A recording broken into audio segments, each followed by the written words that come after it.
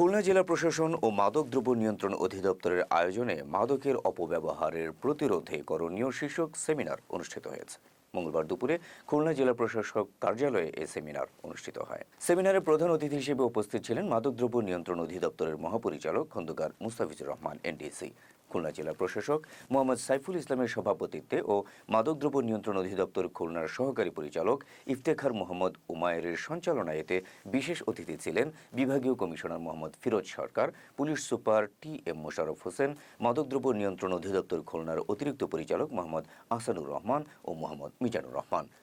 এই সময় জেলার অধীনস্থ বিভিন্ন উপজেলার নির্বাহী কর্মকর্তা, রাজনৈতিক, সামাজিক, সুশীল সমাজ সহ বিভিন্ন শ্রেণী পেশার ব্যক্তিবর্গ উপস্থিত ছিলেন। কিছু আশার কথা আছে স্যার। খুলনায় এটা সত্যি যে মাদকের বিস্তার আছে, মাদকের অন্যান্য জেলার মতোই মাদকের বিস্তার খুলনায় সর্বগ্রাসী।